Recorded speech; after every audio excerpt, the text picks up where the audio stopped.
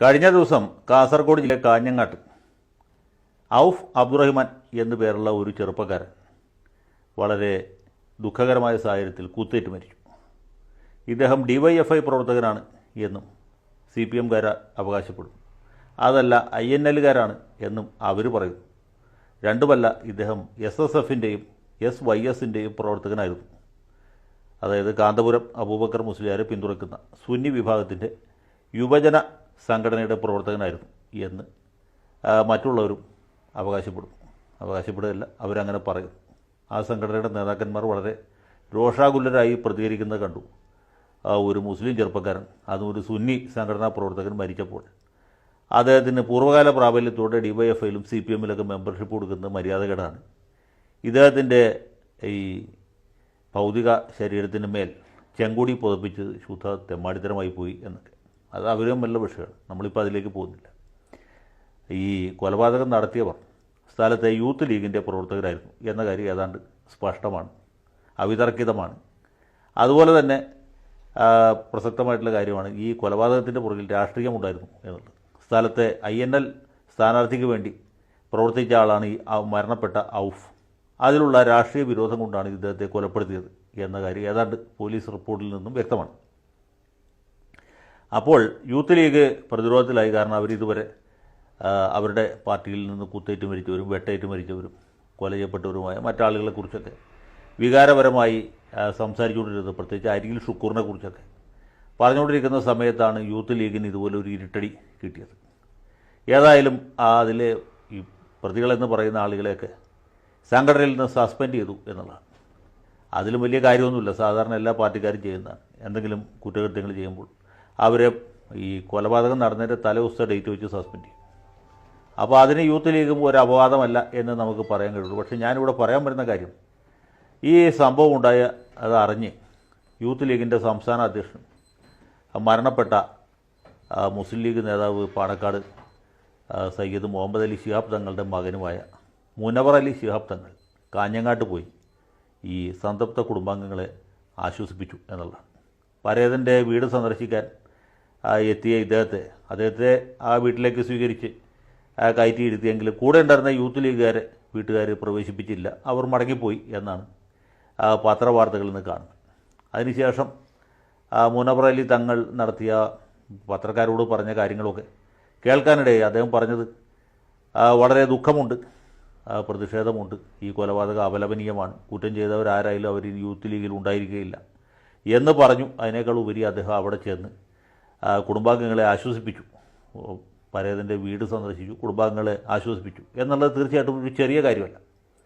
അദ്ദേഹത്തിന് വേണമെങ്കിൽ ഇവരെ പുറത്താക്കി വെറുതെ ഇരിക്കാമായിരുന്നു. അതിന് പകരം അവിടെ ചെല്ലുകയും സാന്ത്വനിപ്പിക്കുകയും ചെയ്തത് തീർച്ചയായിട്ടും വളരെ നല്ല കാര്യമാണ് എന്ന് മാത്രമല്ല, അദ്ദേഹം ആ പാണക്കാട് കുടുംബത്തിൻ്റെ ഒരു മഹത്വം ഉയർത്തിപ്പിടിക്കുന്ന പ്രവൃത്തി കൂടിയാണ് ചെയ്തിട്ടുള്ളത്.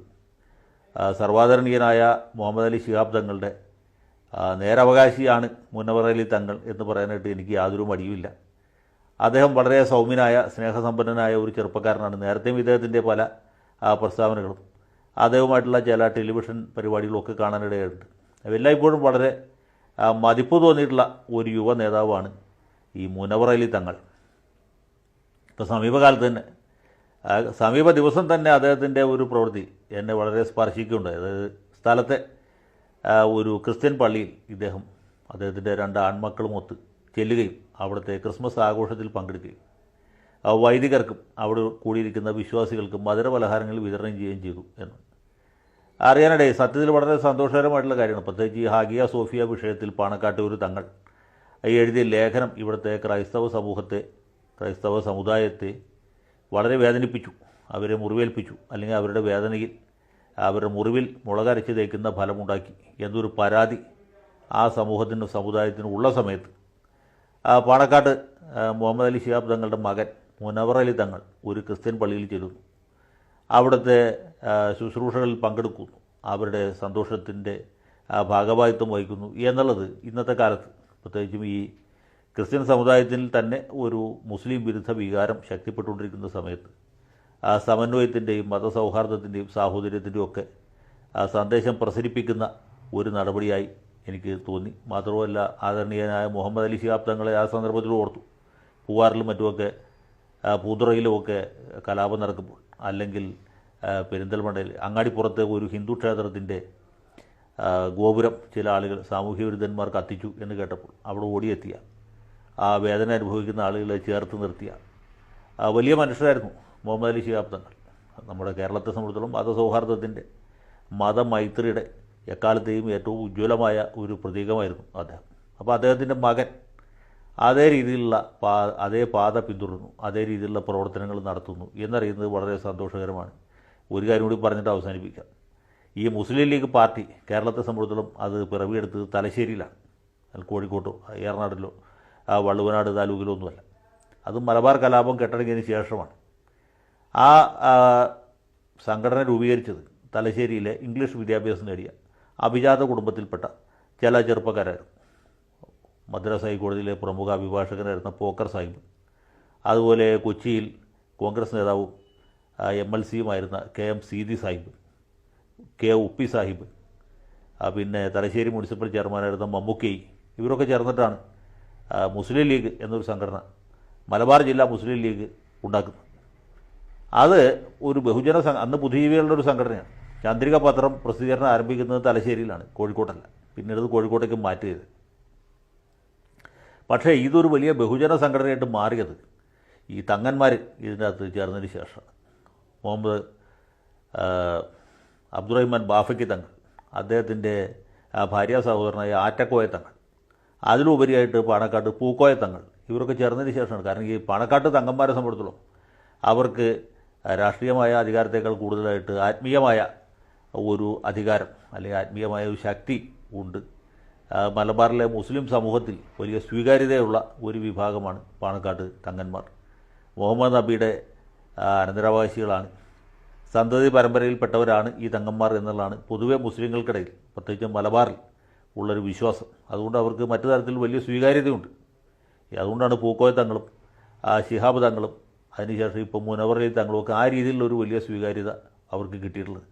ഒരു കാര്യം കൂടി പറഞ്ഞാൽ തെറ്റിദ്ധരിക്കുകയില്ല എന്ന് വിചാരിക്കുന്നു. 1921 ഈ മലബാർ കലാപത്തിൻ്റെ വാർഷികമല്ല, ശതാബ്ദി ആഘോഷിക്കുന്ന തിരക്കിലാണ് എല്ലാവരും.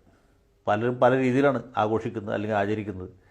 ഇവിടെ പ്രസക്തമായിട്ടുള്ളൊരു കാര്യം ചരിത്ര പണ്ഡിതന്മാരാരും ഇതുവരെ ചൂണ്ടിക്കാണിച്ചായിട്ട് ഞാൻ കണ്ടില്ല. ഇതുമായി ബന്ധപ്പെട്ട ഒരുപാട് പുസ്തകങ്ങൾ വായിച്ചെങ്കിലും ഈ കലാപം പൂക്കോട്ടൂരിലാണ് തുടങ്ങുന്നത്, പിന്നെ തിരൂരങ്ങാടിയിൽ ഉണ്ടാകുന്നു, മറ്റ് പല സ്ഥലങ്ങളിലേക്ക് വ്യാപിക്കുന്നു.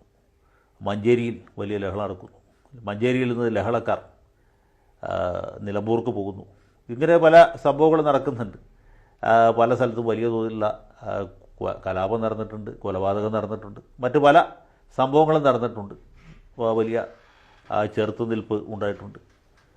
പക്ഷേ ഇതിൽ നമ്മൾ വളരെ ശ്രദ്ധിക്കേണ്ട ഒരു കാര്യം, മലപ്പുറത്ത് ഈ ലഹള അല്ലെങ്കിൽ കലാപം ഉണ്ടായില്ല എന്നുള്ളതാണ്. എന്തുകൊണ്ട് മലപ്പുറത്ത് ഉണ്ടായില്ല എന്ന് ചോദിച്ചാൽ പാണക്കാട്ട് തങ്ങന്മാർ കലാപത്തിന് ലഹളയ്ക്ക് എതിരായിരുന്നു. മലപ്പുറത്ത് മുസ്ലിങ്ങളില്ലാത്ത സ്ഥലമല്ല, മലപ്പുറം മുസ്ലിങ്ങളുടെ കേന്ദ്രമാണ്.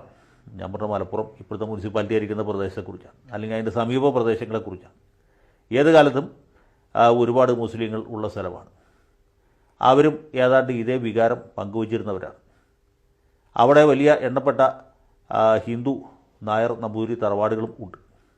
അവർക്ക് നേരെ യാതൊരു ആക്രമണവും നടന്നില്ല, യാതൊരു ആക്രമണവും ഉണ്ടായില്ല. ആരെയും നിർബന്ധിച്ച് മതം മാറ്റിയിട്ടില്ല, ഒരാളെയും കൊലപ്പെടുത്തിയിട്ടുമില്ല. അതെന്തുകൊണ്ട് സംഭവിച്ചു എന്ന് ചോദിച്ചാൽ മലപ്പുറത്ത് കലാപം ഉണ്ടാകാതെ പോയതിൻ്റെ കാരണം പാണക്കാട്ട് തങ്ങന്മാർ ഈ ലഹളയ്ക്ക് അല്ലെങ്കിൽ കലാപത്തിന് അതിൻ്റെ പേരിൽ നടക്കുന്ന അക്രമ പ്രവർത്തികൾക്ക് എതിരായിരുന്നു എന്നുള്ളതുകൊണ്ടാണ്. അതുകൊണ്ടാണ് വാര്യംകുന്നത്ത് കുഞ്ഞാമുദ് ഹാജി ജിഹാദിന് വേണ്ടിയിട്ട് മലപ്പുറത്ത് പോകാൻ.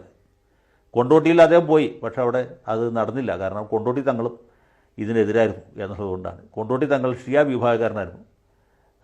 പാണക്കാട്ട് തങ്ങൾ സുന്നികളുടെ മലബാറിലെ ഏറ്റവും പ്രസിദ്ധനായ, അതിൻ്റെ ഏറ്റവും പ്രധാനപ്പെട്ട ഒരു നേതാവ്, ആത്മീയ നേതൃത്വം കൂടി പങ്കുവച്ചിരുന്ന ആളാണ് എന്നുള്ളതുകൊണ്ടാണ് ഈ മലപ്പുറത്ത് കലാപം ഉണ്ടാകാഞ്ഞത് എന്നാണ് എളിയവനായ അല്ലെങ്കിൽ വിനീതനായ എൻ്റെ ഒരു അനുമാനം. അപ്പോൾ ഇത്രയും പറഞ്ഞുകൊണ്ട് ഇനിയിപ്പോൾ കുത്തിത്തിരിപ്പുണ്ടാക്കാൻ വേണ്ടി പറയുന്നതാണെന്ന് വിചാരിക്കരുത്. ഇപ്പോൾ കലാപം നടത്തിയ ആളുകൾ വലിയ ധീര രക്തസാക്ഷികളായിട്ട് വാഴ്ത്തപ്പെടുന്ന സമയത്ത് കലാപത്തെ പിന്നിൽ നിന്ന് കുത്തിയ വിരുദ്ധന്മാരായിരുന്നു പാണക്കാട്ട് തങ്ങന്മാരെ എന്നൊരു വ്യാഖ്യാനം ഇവിടെ സാധ്യമായിട്ട് വരും. ചില ആളുകൾ അതും പൊക്കി പിടിച്ചുകൊണ്ട് വരും. ഞാനങ്ങനെ ഉദ്ദേശിച്ചില്ല. ഞാൻ ഉദ്ദേശിച്ചത് ഇവർ ഏത് കാലത്ത് സമാധാനകാംക്ഷികളായിരുന്നു, മതമൈത്രിക്ക് ഊന്നൽ നൽകിയിരുന്നവരായിരുന്നു. പ്രത്യേകിച്ചും നമ്മുടെ മുഹമ്മദ് അലി ശിഹാബ് തങ്ങൾ എല്ലാവർക്കും ഓർമ്മയുള്ള ഒരു ഉദാഹരണമാണ്. അദ്ദേഹത്തിൻ്റെ അതേ പാതയിൽ അദ്ദേഹത്തിൻ്റെ മകൻ വരുന്നു എന്നുള്ളത് ഏറ്റവും സന്തോഷകരമായിട്ടുള്ള കാര്യമാണ്.